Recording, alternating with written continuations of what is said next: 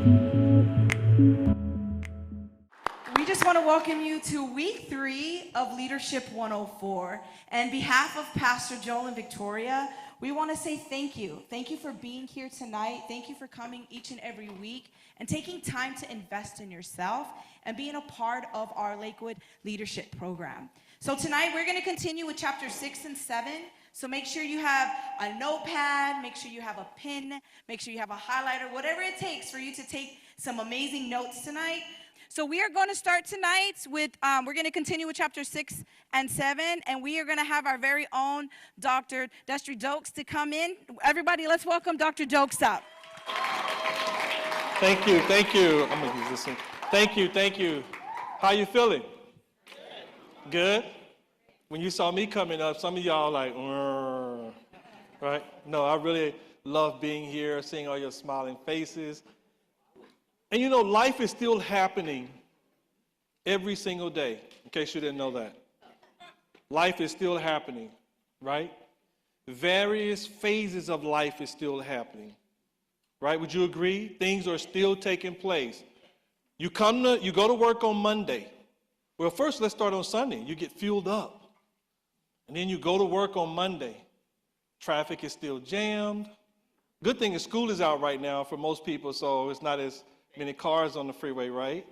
But then you go to work on Monday, you get on the freeway, folks are still doing what they do. You go to work, and folks are still doing what they do, right? And sometimes it could feel like things are just continuously being what they were 2 days, 2 weeks, 3 months ago. Seems like nothing is changing but God. But God. He's not changing, but God. So wherever you are dealing with, I want to encourage you. We hear Pastor Joel and Victoria encouraging us every single week. And I want to encourage you on tonight as we get ready to dive into our work here, but God. As you deal with your traffic and as you deal with your home situations and as you deal with your children, as you deal with your employer, as you deal with you owning your own company, whatever the situation is, but God. I want you to remember that we talked about that. Now, I think we are ready now. Are we ready now to get into this presentation? Very good. Let's see what we're supposed to be talking about tonight. What do we got up for us tonight, right? Surprise us. Oh, my goodness. Common ground and keeping it simple. It's about time somebody's talked about this, right? I'm extroverted. I just need you. Can you just tell me real quick? Can you just get to the main point, please? Right? Common ground. All right, let's take this journey together. What do we got? So we already did the welcome. We're going to do our commitment. We always do our commitment to one another, to ourselves and to one another. And then we're going to get into some learning objectives such as common ground, empathy, and care, as giving each other grace, giving yourself grace and giving each other grace.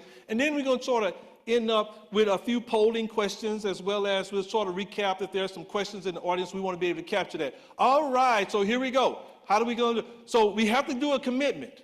We need you to be present. You say, well, I'm here. Right? We also need you to be participative and open and truthful, but we need you to be respectful and non-judgmental. The master has showed us how to do it. Woman they were about to stone her, about to let her have it, right? About to let her have it. They was on lunch break, right? Just go with me. They was on a lunch break. And he came around the corner and saw them talking nasty to her and about to let her have it because of something that she did or didn't do. Right? And Jesus said, oh, what's going on here? They said, we're just talking. He said, what you about to do? About to let her have it, right? He said, well, I tell you what, if none of you guys have done anything wrong, then let her have it. And then he looks up, he scratches his head, you know, he's being Jesus, and he looks up, and then all of a sudden he said, well, where are the people that was hanging out during lunch? She said, I don't know. Then Jesus says to her, go and what? Sin no more. Grace. Grace. Grace. What if I were to talk to you about where you've been and where you came from, and we're not talking about like a physical place. We're talking about where you came from. You know what I'm talking about. Grace, right? And so we need to make sure that we do that on tonight. So let's go. Let's go with it. What I hope to learn tonight in this session is what? What do you hope to learn tonight? Really quick. Grace. Peace. Somebody said peace. Oh, can you please give me some peace, right? Right? All right, we got it. Grace and peace. Well, let's try to do that. Let's get started. So take your phones out, your devices. If you have any devices, some of y'all have 2 devices. So I know you have devices. This is 2023. Take it out and take a picture, not of me, right? But take a picture of the QR code. Do that for me. And when you get there, it should start blinking and say, waiting for slide. Waiting for slide. Waiting for slide. Right? You see it blinking? It's waiting for a slide. You got it? All the QR. Oh, y'all have fancy phones. Yeah, I know. Where's the slide, right? It's going to come up. We just got to get everybody settled in. Now, if your neighbor is still playing with their phone, they probably haven't paid their bill yet. Just kidding. Just kidding. Just kidding. Right? Just kidding. As my father-in-law would say, we're just having a little fun. Right? In the church. So is everybody there? We're good? Okay, you got the new technology. I get it. We're going to give them a little more time. That's cool. New technology. Understood. We're going to give you a little more grace. A little more grace. But now we only have so much of it. Right? And then we have to move on. Yes? All right, here we go. We got to go to the next level. We have to go to the next level. I tried. Okay, let's go. During conversations, listen at this. During conversations, what do you do first? Seek to be to understand or seek to be understood? During a conversation, when you get into a conversation, do you want to understand first? Hey, tell me what's going on. Or do you like to be understood by, I want to talk about me? Which one do you like to do first? First. Well, see if you can do it. Click on your thing. It should come up on your slide, right? Look at your phone and click A or B. A or B. Let's see if it works. All right? Just click it. It's not going to show up on the screen. Just trust me. A or B. Do you want to be understood or do you want to understand first? Well, you need to hear me. I get it. But which one you want to do first? Right? Right, we're there? Yes? Okay. Do we have any percentages or any information? All right. How many people responded? 79. We have no bars or percentages or anything like that. By show of hands, right? Got it. Okay, here we go. Here we go. Listen at this. They're going to tell us some information. We need this information, right? Here we go. 28% stated to be understood, and then 72% asked to understand. Listen at that. 28%, you need to hear me. Right? When I say so-and-so, you need to hear me. That's 28%. I'm gonna start picking you out, 28%. You don't know it's me? Now I do, right? And then 72% says what? I want to understand first. Here's the deal. 2 people coming together to have a conversation and both want to be understood. What is that a recipe for? And some of y'all act like y'all been there before because y'all said that really quick. Right? 2 people come together and both want to be understood. Chaos. Because it's about me. Confusion. It's about me. Right? But then you got the other percent, 72% said, and they're trying to be smart, right? They want to pick the right answer. I get it. They want to be cute about this. And they say, well, I want to understand. God is working on me. Yes, he is. Right? But seriously, when you come together, what if both people want to understand? Now you have a different conversation taking place because now I put myself in the posture of listening because I want to understand where you're coming from. I didn't say that I agree. I said, I want to understand where you're coming from so that we can have a meaningful conversation. Because I'm tired of just being about you, right? Some people come into our spaces and it's just about them. Rah, rah, rah, rah, rah, right? It's about them. All right, let's go forward. Let's keep going. All right. It's difficult to find common ground with others when we're focused on what? It's difficult. I know that you're handsome and cute. I get it. But it's very difficult to talk to you because you want to be understood. But when you finish, you're finished. I never get a chance to say anything. And then I got to pay for it, right? In so many ways, and we're not talking about dollars. Think about all the ways we have to pay for that. Next slide, please, right? So many ways we have to pay for that. Listen what Philippians say. I love to bring the word into it. The word has to be a part of the conversation and a part of the knowledge and the learning. What does the word say on 3? Philippians 2 and 3 and 4. Do nothing from selfish ambition or conceit, but in humility count others more significant than what? Lord, did you have to write that one? Yes, because I know where you would be in 2023. I had to write that. But what else did he say? Let each of you look not only to his own interests, but what? To the interests of. So now, do we seek first to understand or to be understood? It just depends on the situation, but mainly we seek to understand, to put others.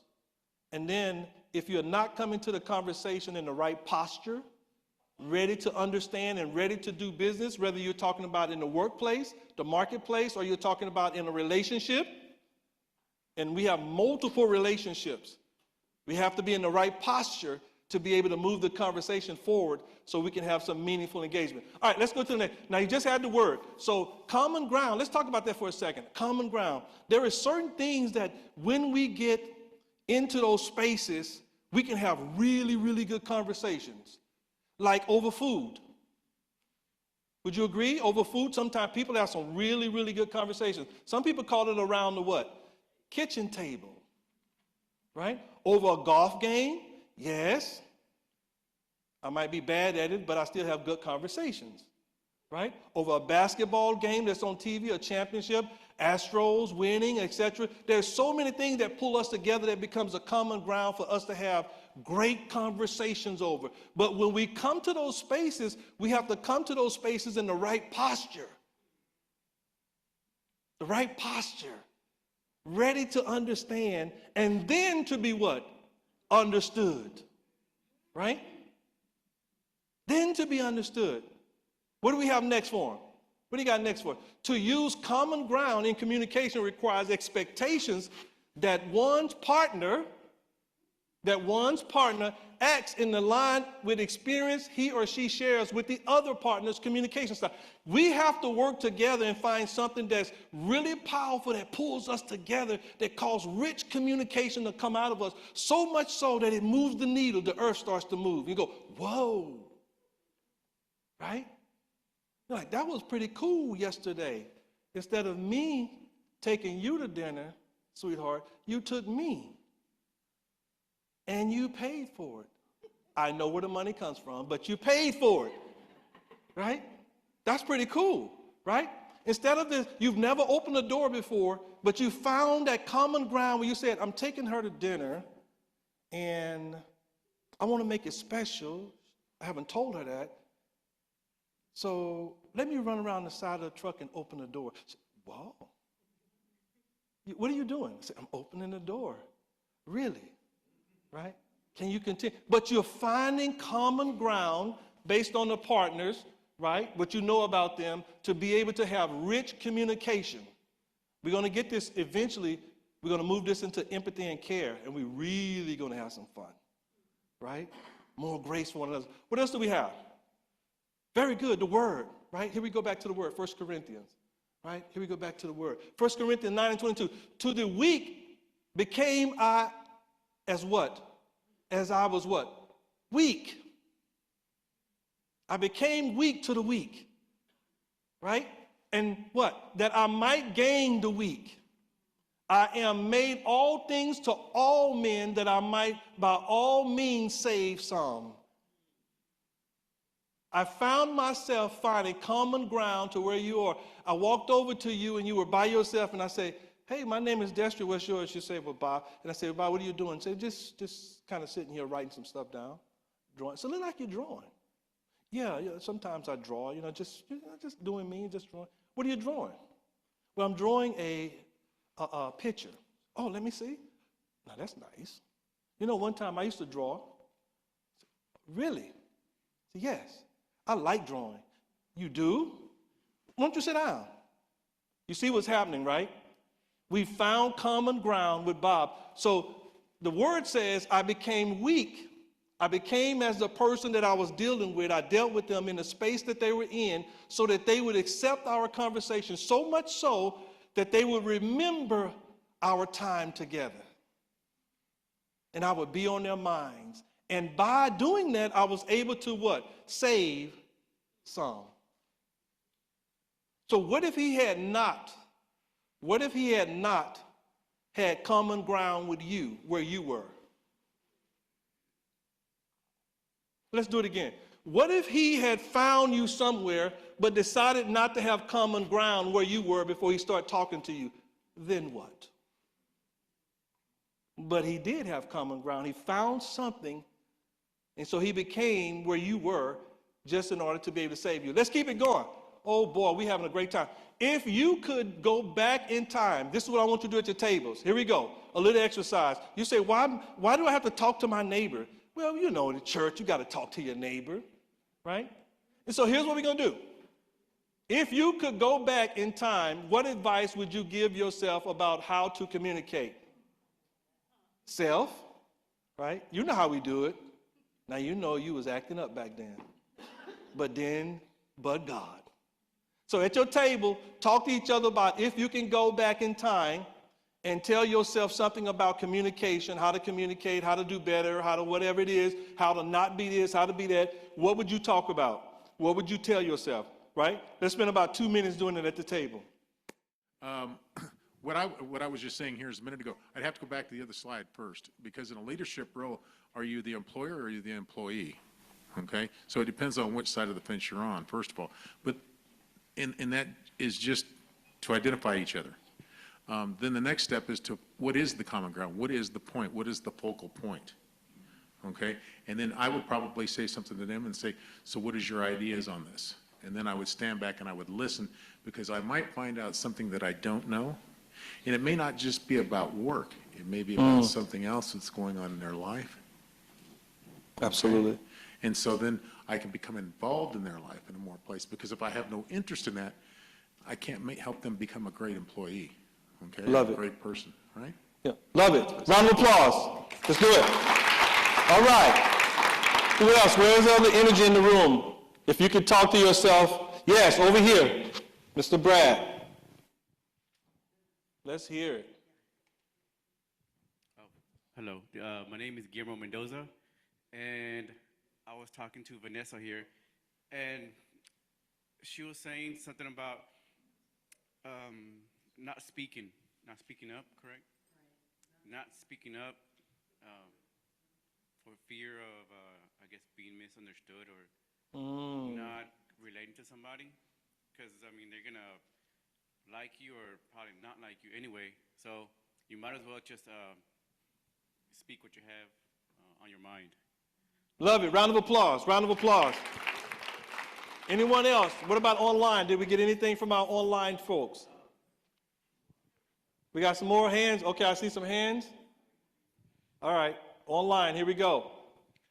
So Carla said, I've learned if I say it slow, I will realize how ridiculous I sound. Someone said to be more thoughtful and find right words to convey my messages.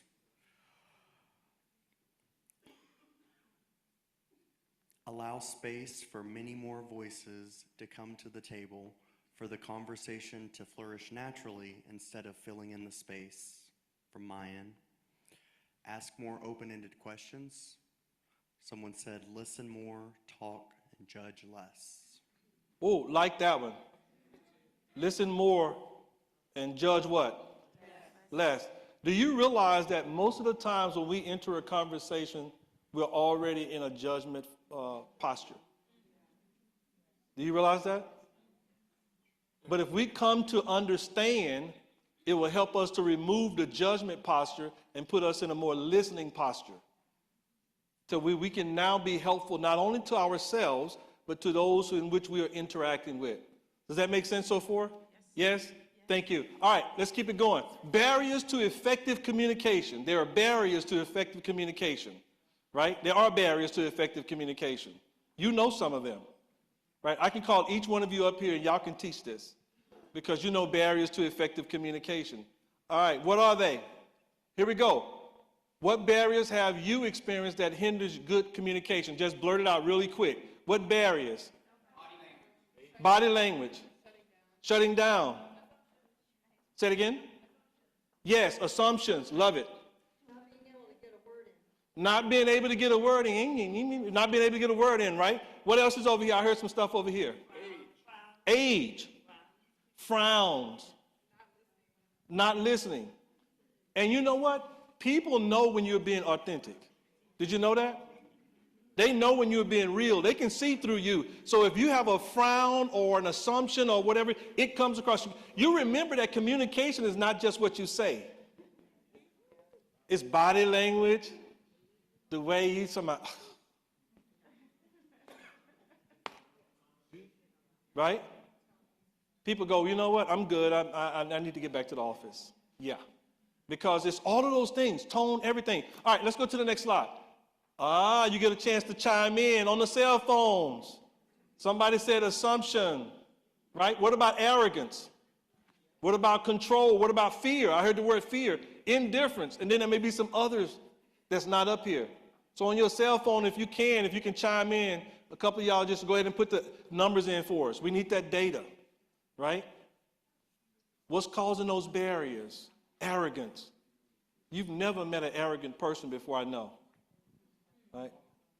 You've never met a person that comes to you would already judge you. They already got all the answers figured out. Right? You've never met control, fear. Fear is the huge one. I don't know if y'all remember, we did a session where we talked about fear. Fear. We talked about fear. Someone mentioned over here being afraid to speak up because they'd be fearful of what you might say about them. Right? So fear. All right, let's see what we got. Keep it going, keep it going. All right, even if we can report out later about this one. Can we do that to the team? That cool? We're good. We're good. We have. You got it? Go for it. Yes. We have, out of 62 people that voted, we have 26% that said assumptions. 6% said arrogance, 11% said control, and 40% said fear. 11% said indifference, and 5% said other, but most of it was fear.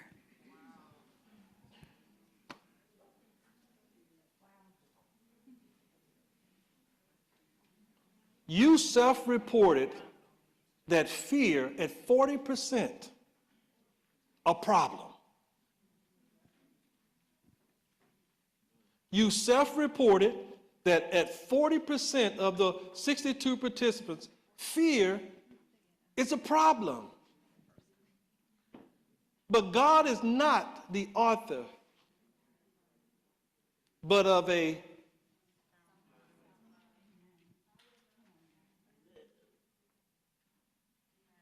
fear comes to steal and to take away the things, your best self. It comes to take it all away from you. You ever heard somebody say negative things to you like, you'll never be able to do that. You will never accomplish that. Right? You will never.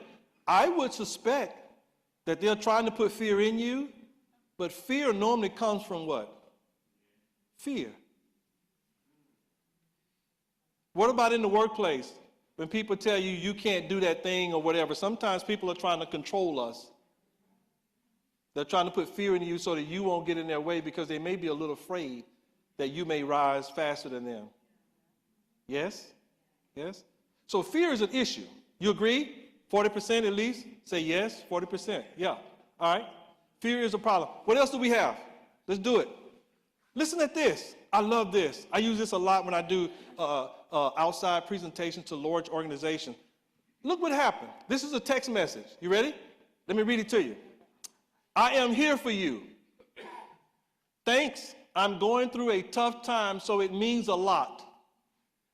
And sorry, I lost my contacts. Who is this? This is your Uber driver. I am here to pick you up.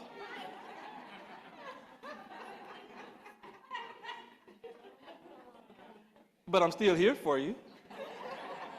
Call it what you want. I'm here, right? Yes. I did have an Uber driver pray for me 2 weeks ago, so. Excellent. We need to make sure they come to Lakewood. Excellent. Did you check that out? Yeah. Thank you for being there for me. Thank you.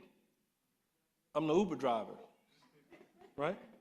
Right, but thank you for being there. So we have to find common grounds to our work. Let's go a step further. Let's go a little bit further. Oh, I like this one. I like this one. There's a particular reason I like this one, right? And you want me to share it with you. I know you do. I can tell it on your faces because I said I like it. So I guess I'll do that. Slide one time. Let's see what we get. Oh, it just, so I guess I liked it so much it just went away. So it's not functioning correctly. Let me just tell you what it is. So the customer asked for something, and the various departments demonstrated it, but not like the customer wanted it. And all the customer was asking for was something very, very simple. But each department took it upon themselves to decide what the customer was asking for. All I was asking for was a swing. In this example, it was a swing. And as it went through the different departments, if you can see it, it's very powerful. And then the customer says, all I was asking for was a swing. Good Lord. Right? But every department had their own place. They understood it to be their own thing based on where they were coming from because they didn't seek to understand the bigger picture of what the customer wanted. So they gave the person what they thought they should have. Has that ever happened to you? Somebody give you what they think you need? You give me the office size you think I need? You give me the raise you think I need? Not the one I work for, but the one you think I need, right? That happens to us. Let's go a step further. Let's keep it going. All right. Assumptions, common ground barriers, assumptions. I already know what others know. I already know that. You ever talk to somebody and say, I know? Well, you know, I already know. I know. You ever been in a car with a person and you're trying to do directions, and we're not pointing fingers, and you say, well, darling, are we sure? I already know where I'm going, right? And then the person decides to listen to you and then turn on the GPS, and then we were right down the street from him and say, well, I thought it was there anyway. Right? That happens. My wife gets me sometimes because I'll say, yeah, I know where it is. I want to be, I want to make her feel like I know everything. I don't know everything. Assumptions. Huge problem. Huge problem. Ladies and gentlemen, let's stop assuming and let's start having real conversations. Let's start trying to understand and learn. Right? What about the next one? Arrogance. I don't need to know what others know. I don't need that. I'm doing who? Me. Right? Well, how much that cost? You're doing you, right? Arrogant. Very arrogant. And then the next one says, indifferent. I don't care what others think and control. I don't want others to know what I know. Why won't somebody want you to know what they know? You ever had this on the job? Where they're afraid that you might get more knowledge than they have because then you might be up for the position? So they hover. They keep everything here. Because if you find out all the knowledge, you might be better than me. And so people don't want you to have access to it. Right? True? Yes, yes. All right, let's continue. Let's continue. Yep. Availability. I will choose to spend time with others. Now, this is the mindset that we should be having. I call this a growth mindset. Not a deficit mindset, but a growth mindset. You're always looking for ways to do better and to be better. If you know to do better, you should do what? Be better, right? And so under the growth mindset, availability, I will choose to spend time with others. I will select to do that. So if I find a table that only one person is sitting at, guess where I'm going? Hey, they may be introverted, but they got to deal with this extroversion. Hey, how are you? Whoa, right? But I'm going to talk to that person because I am going to be intentional about that, right? And then the next one says listening. Oh boy. Oh boy. You know that this one is an issue. Yes, it is, right? Because what you can do is, if you're talking to a person, try it on them, right? If they're sitting next to you, don't do it right now, right? But try it on them later. Say something and then wait about 30 seconds and go, what did I just tell you? You were talking about, yeah, that's what you were talking about. Say, yeah, sure I was, right? So we have a difficult time listening. I did a presentation earlier today for a company, and one of the areas they stopped on was listening. And they said, and the hands went up, and they said, how do we listen better? Move away from mental and physical distractions. If you're in the kitchen and cooking is your thing, and somebody's interrupting you, you're not really going to listen to them. I have another one for you. If the Super Bowl is on, now y'all wrong for that.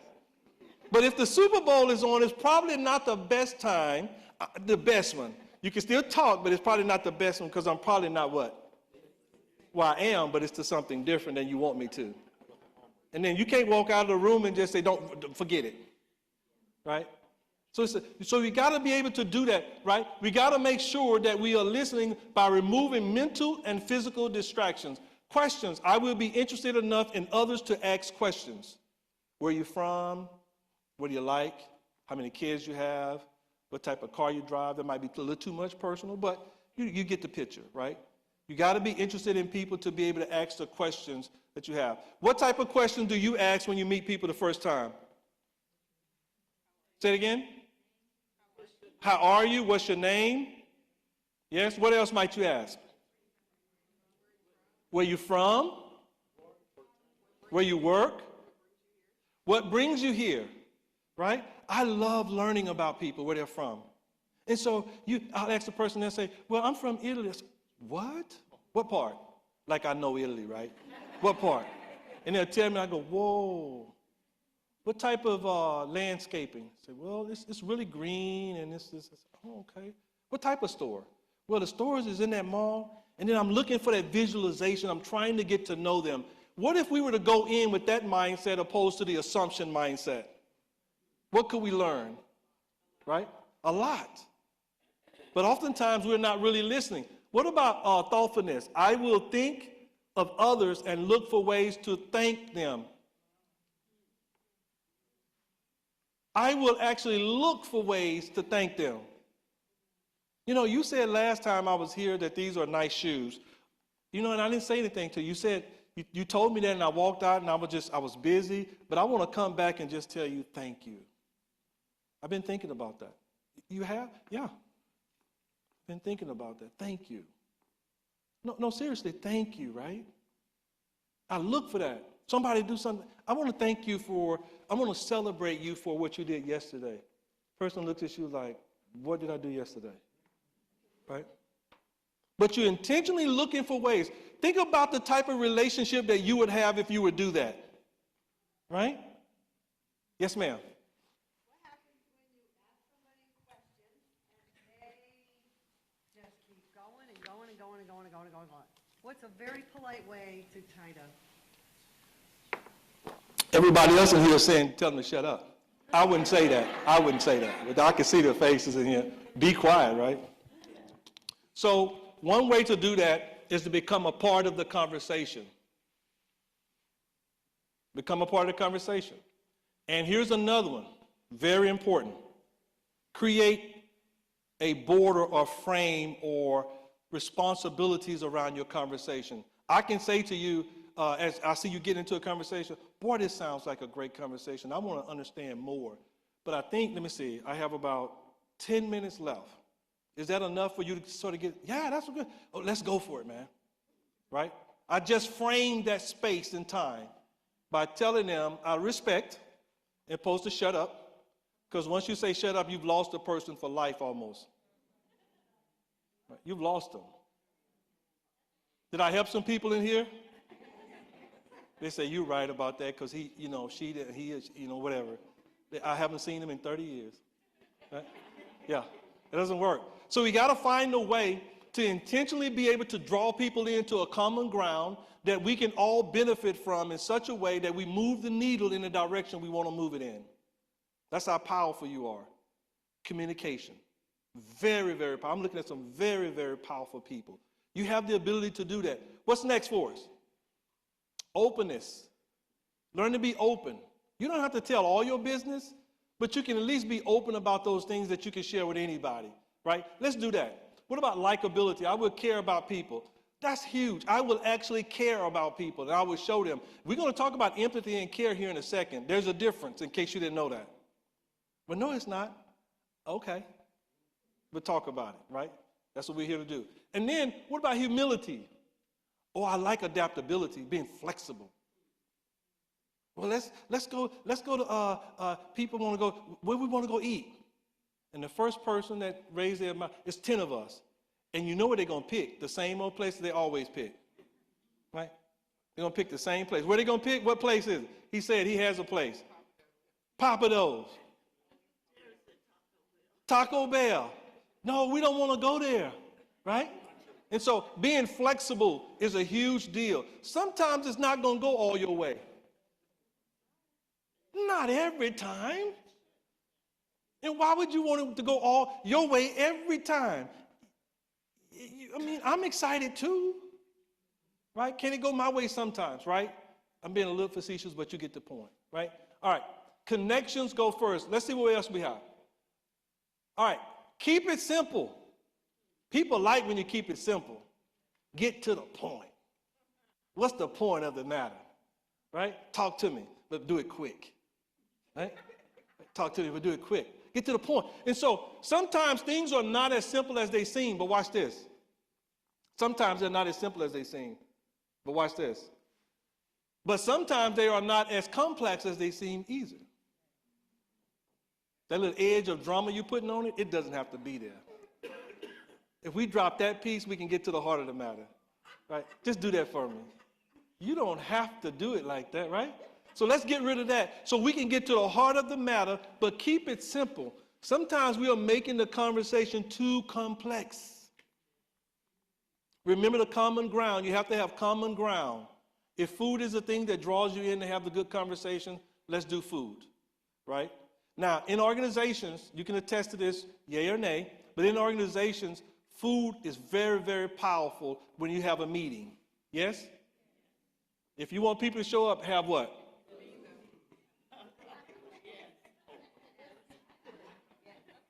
Right? If you want them to show up, not their paycheck, they may be a little late coming in to get that. But if you have food, they're coming, right? So find the common ground and use it.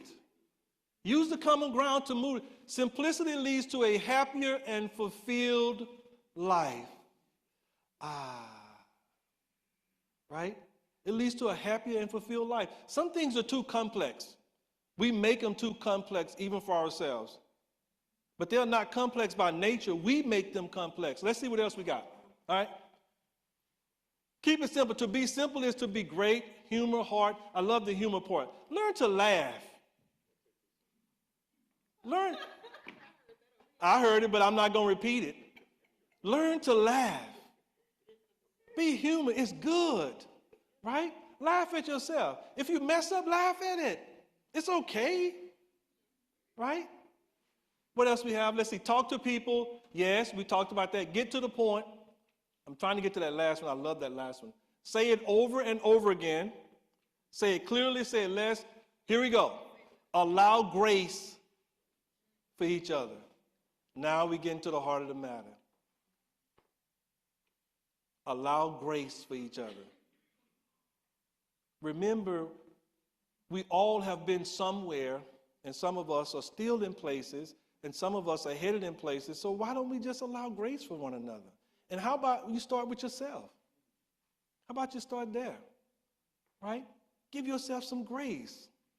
Don't be so hard on yourself. If I don't do it, nobody else will. Does it need to be done right now anyway?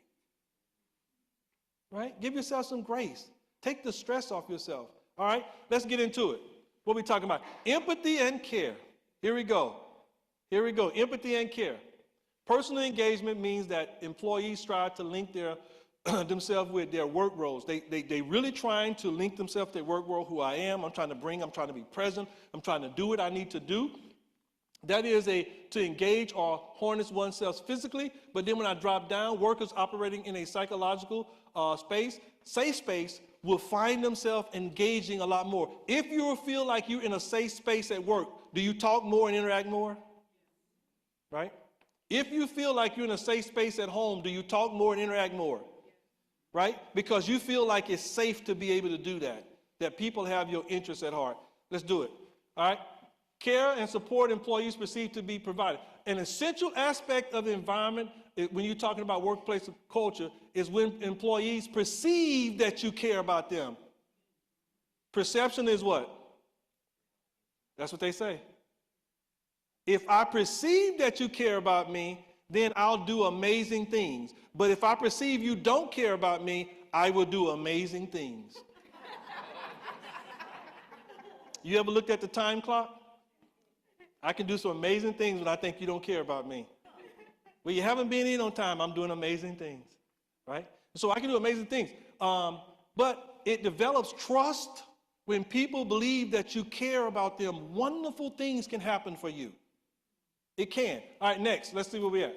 All right, there is no doubt that empathetic employees are vital to our organization. No doubt about that. Let's go to the next one. No doubt about it, right? Empathy, a multidimensional construct comprised of cognitive, affective, and behavior. Let's go to the next one. We got to get there. We got about 2 more hours left in our presentation, so we got to get there, right? Just kidding, just kidding. So there's 3 dimensions: cognitive, we talked about it, emotive, and affective. Let's go to the next one. All right.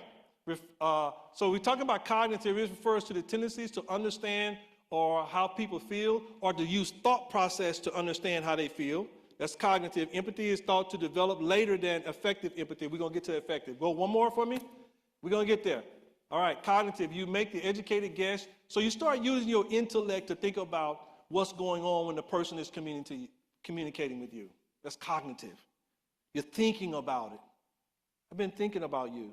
You ever heard that? Somebody would text or call you, say, I've been thinking about you. That's cognitive. Let's go to the next one. Affective. Affective, feelings, congruent emotions.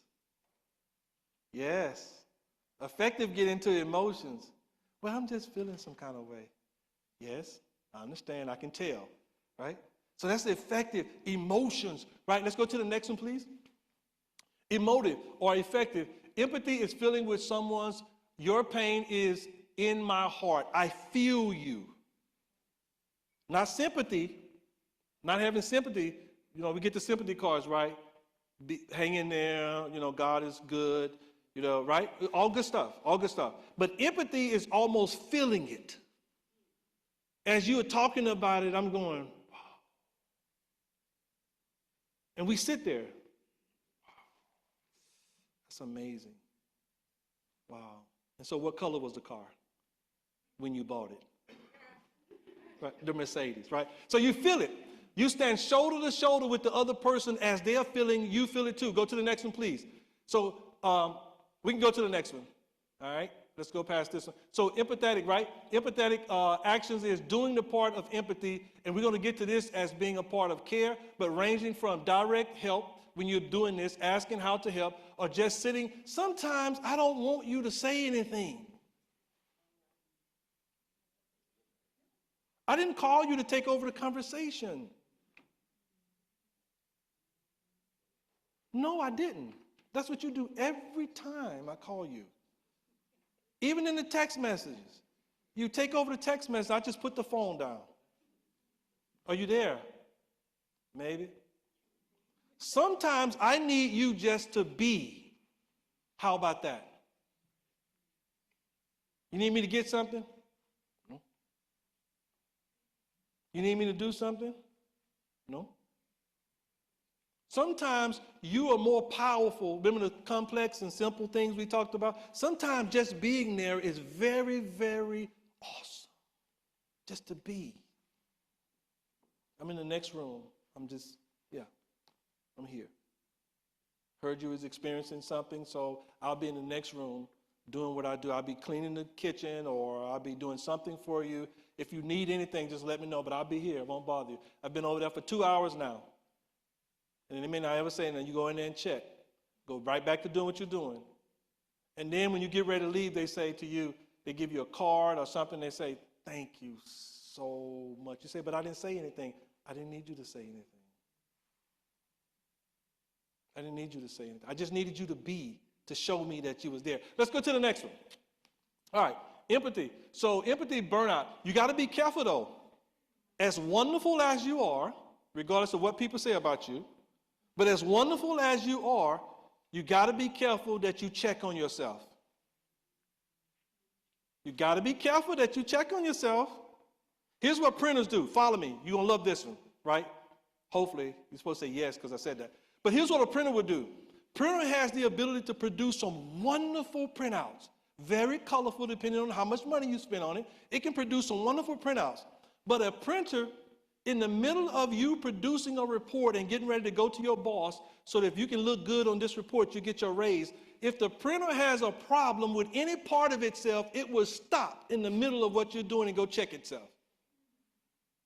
It will go check the black ink, the blue ink, the yellow ink, and it would take its time doing it. If you want me to show up at 100% when I come back online, give me my space. Let me recalibrate. But when I come back, it's on. We need to check with ourselves to make sure we have everything we need to come back and make it be on. Right? We need to do that. So burnout. Let's keep going. We're almost there. Let's go again. Right? We're trying to get there. I feel, we're not going to answer this. I feel I am an empathetic person, right? How many of you feel that you're an empathetic person? Yes? I see all the hands going up. Let's go to the next one. I receive empathy from family members and friends. Oh. I had my hand up. And they was like, why are your hand up? Right? Because I get empathy. Right? So let's go to the next one. All right. Empathy, rather cognitive effective. Here's the deal. This is where I want to go with care. Does not necessarily involve care. Did you know that? Just because you're empathetic doesn't mean that you're caring. Yes, it's just empathy. Let me show you what care happens. Let's go to the next one. The Bible says, casting all your care upon him, for he carried for you who has your heart. Let's go to the next one. That's the word. Caring, in contrast to empathy, is sustained emotional investment in the individual's well-being. Take actions that will benefit that person. I came over to your house because you had a situation. I showed empathy, which you appreciate. Now I'm going to care for you, which is an action theme. Empathy is an emotive feeling. I feel your pain, but I got to get to the house. I need to borrow $20 so I can make that, but good luck. Caring goes beyond feeling what you're feeling into an action item to where it helps move you forward in the spaces that you're in so that when you come out of that thing, you'll have the knowledge of how to care for others when they experience your empathy, the need for empathy. Does that make sense? One more. Assistive, supportive. Another one, please. Caring must address emotions and empathy. Yes, it must do that, but it does it from an action perspective. One more time for me. We're almost there. All right, caring, this is an example in a clinical setting. So anybody that's in a clinical setting will get this. When you care, you appreciate a patient's situation by asking the right questions. You listen precisely in a manner that is unconscious, non-judgmental. There we go again. Next slide, please. We're not going to answer this. I feel that I'm cared for. Yes? Yes? You feel that you're cared for? You want to talk after this is over? All right. Go to the next one. All right. Here's the deal. We're at the end. Ladies and gentlemen, you can say that you're empathetic, but until you show it, people won't believe it. You can say that you care, but when I needed you the most, you weren't there. You have to walk the talk. We have the best leader in the world when it comes to walking the talk, Jesus. Wherever he found a situation, he was always trying to get to it. And even if he was late, he took care of it when he made it. Even if he was in a crowd of people and he was in a rush and his people around him is pushing him to move through, if he felt anything, he stopped. We have the great example. We have to walk the talk. We have to be empathetic. We have to look for those situations in our relationships. If the person is sitting alone doesn't have to be at a table sitting. It's a metaphor. If the person is alone, sometimes we're in a crowd of people, but we're actually all alone. Did you know that? Most of us are alone in crowds. So we have to walk the talk. I'm looking at all of you great people, great leaders, great husbands and wives and cousins and friends and whatever, colleagues. Let's walk the talk. Let's find that common ground that makes us better than coming out with these assumptions about who I am. Just talk to me. I'll tell you. I'll be open. But we must walk the talk. With that being said, thank you so much for coming out on tonight. I really appreciate you. I had a really good time. Thank you so much.